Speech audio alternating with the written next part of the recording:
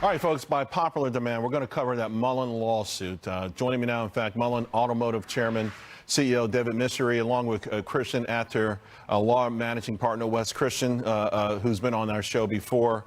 And David, thanks for joining the show. For folks who aren't familiar with it and say, well, why would we be talking about a 60-cent stock? I do want to point out your average daily volume is 274 million shares a day. You've got quite a huge following of retail investors who have fallen in love with your stock.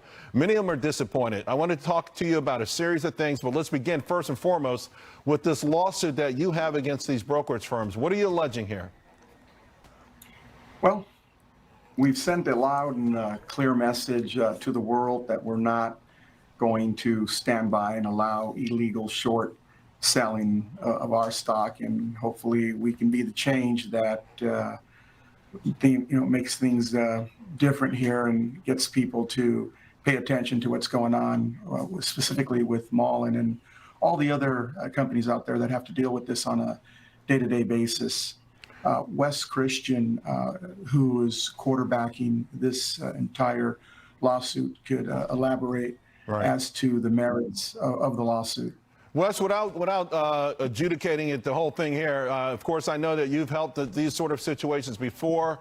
Are you alleging that these firms are doing it, or that they're just simply allowing it to happen? No, Charles. Well, first, Charles, thank you for having me back again, buddy. We appreciate it. I know this is a passionate subject for you, too. What we're alleging, simple version, is the defendants in this case illegally violated Rule 15C33, which is the customer protection rule, as well as Rule 14B1, both of which stem out of them either short selling shares illegally by not having a proper borrow. Why? Because they were using customers' accounts, which violates Rule 15C33, and in doing so, and knowing that there's going to be shares coming in these conversions that happened. Right. And then when those conversions happen, they use those shares to repay their customers' account shares, or similarly, they illegally lent those shares to someone else that did short selling. What we do know, Charles, just to give you some basic optics, 65 million shares failed to deliver in June of 2023.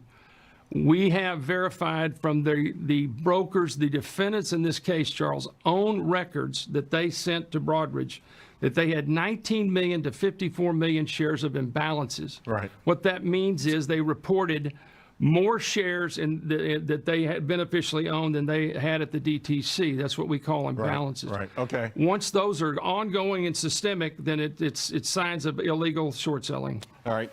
By the way, we reached out to all of these firms. Schwab got back to us. I'll read their statement. This lawsuit spins an outlandish conspiracy theory that blames Schwab for the performance of Mullen stock, but the complaint is long on salacious allegations and short on truth. The truth is that Schwab always acted professionally, legally, and ethically in this manner. David, let me go back to the company. A lot of concerns about your salary, the losses. I went through the last quarter. One thing that jumped out at me on general and administrative spending, $31 million. Just as a business itself, why are you spending $31 million on SG&A costs and things like that? Well, we're a growing business. Obviously, this is a space where it's very expensive to get a vehicle into production. That's the research and development side. I got you. But the general and administrative costs, to me, are just outlandish. And particularly, here's the thing. People are saying you've taken a lot of money. You've paid yourself a lot of money.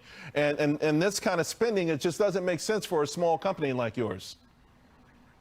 Well, in relation to, let's say, compensation, whatever compensation that was awarded me and my employment contract, are compensation pursuant to awards were given. And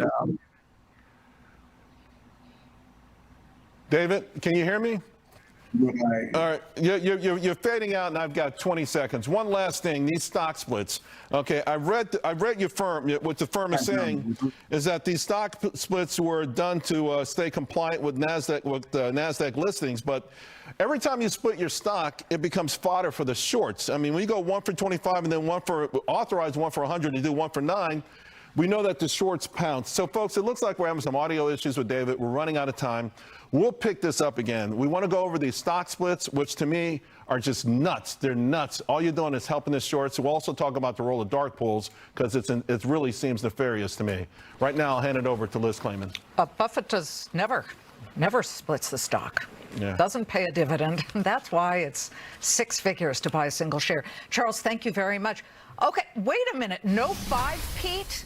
After 4 straight days of gains for all 3 major indices, I mean, the Nasdaq's still there with this 37-point gain, but the Dow, after zooming up 179 points earlier in the session, is now down 140 points, just off session lows. And we've got the S&P flirting with the unchanged line.